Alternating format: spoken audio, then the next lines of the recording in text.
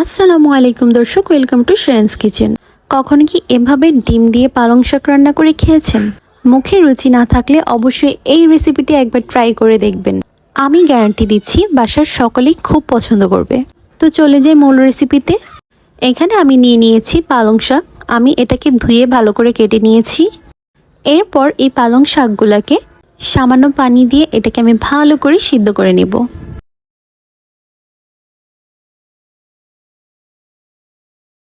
আর এইদিকে সিদ্ধ হতে হতে এখানে আমি 2-3টার মতো পেঁয়াজ কুচি করে নিয়েছি এবং 4-5টা কাঁচামরিচ ফালি করে নিয়েছি। আর নিয়ে নিয়েছি 2 টেবিল চামচ নারকেল কুচি। পালং শাকটা সিদ্ধ হয়ে গিয়েছে, এটাকে আমি চালুনের মাধ্যমে ছেঁকে নিয়েছি এবং এটাকে একটু ঠান্ডা করে ব্লেন্ড করে নিচ্ছি। এবার একটা প্যানে সামান্য পরিমাণ তেল দিয়ে দিচ্ছি। এখানে প্রায় 2 টেবিল চামচের মতো তেল ইউজ করেছি। আর এরপর এখানে আমি দিয়ে দিব পেঁয়াজ কুচি। এটাকে হালকা নাড়াচাড়া করে ভেজে তারপর এর মধ্যে আমি অ্যাড করে দেব ফালি করে রাখা কাঁচামরিচ। আপনারা অবশ্যই ভিডিওটি না টেনে দেখবেন, কারণ এর মধ্যে অনেক কিছু টিপস আমি দিয়ে দিব।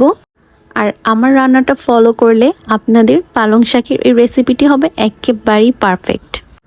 পেঁয়াজটা যখন হালকা নেতিয়ে আসবে ওই পর্যায়ে আমি এখানে কাঁচামরিচগুলো অ্যাড করে দিচ্ছি।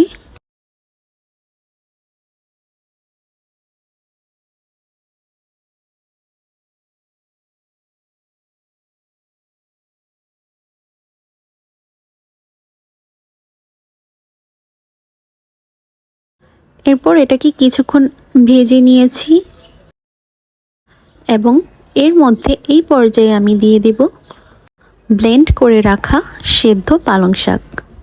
এভাবে এটা রান্না করলে এর টেস্টটা আপনি কখনোই ভুলতে পারবেন না এবং যাকে একবার খাওয়াবেন অবশ্যই প্রশংসায় ভাসবেন। আমি যেভাবে রান্না করছি ঠিক সেমভাবে এটাকে ফলো করবেন।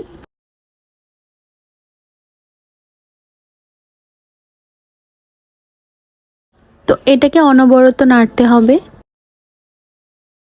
আমি এটাকে নাড়তে থাকবো যতক্ষণ না পর্যন্ত এই পানি পানি ভাবটা না থাকবে, এটা আঠালো একটা টেক্সচারে চলে আসবে।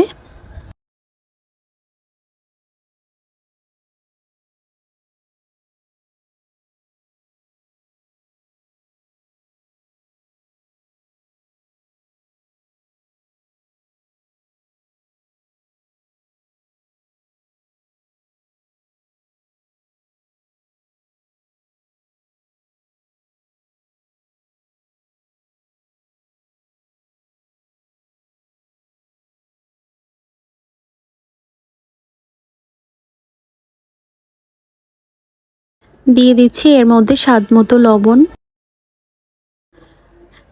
অবশ্যই এটাকে ভালো করে নেড়ে চেড়ে নিতে হবে, তা না হলে পোড়া লেগে যেতে পারে।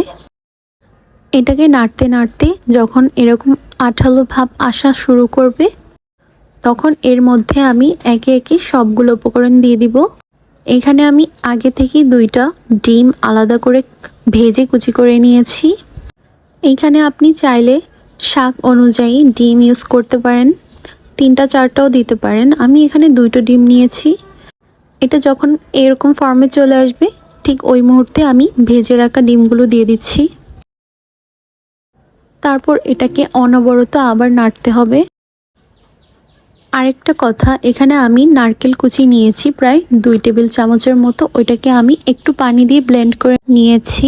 এইটার মধ্যে নারকেলের সেই মিল্কটা দিলে এটার খেতে টেস্টটা অনেক গুণ বেশি বেড়ে যায়। অবশ্যই আপনারা এখানে নারকেলটা দেওয়ার ট্রাই করবেন। তো এখানে আমি দিয়ে দিয়েছি সেই নারকেলের দুধ বলতে পারেন। নারকেলটাকে একটু পানি দিয়ে ব্লেন্ড করে নিয়েছি, দ্যাটস ইট। তো এবার এটাকে অনবরত নাড়তে হবে যেই পর্যন্ত এর মধ্যে পানিটা একেবারে শুকিয়ে একটা ভর্তা ভর্তা টেক্সচারে না চলে আসবে, ওই পর্যন্ত আমি এটাকে নাড়তে থাকবো। দর্শক, আপনারা যদি আমার চ্যানেলে নতুন হয়ে থাকেন তাহলে অবশ্যই চ্যানেলটিতে একটি সাবস্ক্রাইব করবেন এবং ভিডিওটিতে একটি লাইক দেবেন এবং পাশে থাকা বেল আইকনটিকে প্রেস করবেন যাতে করে আমার সকল ভিডিও আপনাদের কাছে সবার আগে পৌঁছাতে পারে। আর কোনো কিছু যদি বুঝতে অসুবিধা হয় অবশ্যই আমাকে কমেন্ট করতে ভুলবেন না, আমি কমেন্টসে সবার রিপ্লাই দিব। দেখতেই পাচ্ছেন দর্শক, শাকটি একেবারে আঠালো হয়ে আসছে। এই পর্যায়ে অনবরত নাড়াচাড়া করতে থাকবেন। এক সময় দেখবেন এগুলা অনেকটা ভর্তা টেক্সচারে আসছে। ওই মুহূর্তে মনে করবেন যে এটা সম্পূর্ণ রেডি। তো দেখতে থাকুন আমি কিভাবে এটাকে নাড়াচাড়া করছি।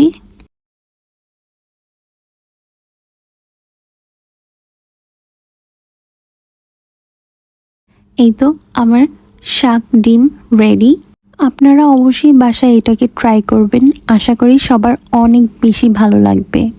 সবার সুস্থতা কামনা করছি। সবাই অনেক বেশি ভালো থাকবেন আর আমার জন্য দোয়া করবেন। আর দেখুন এটা কতটা সুন্দর হয়েছে।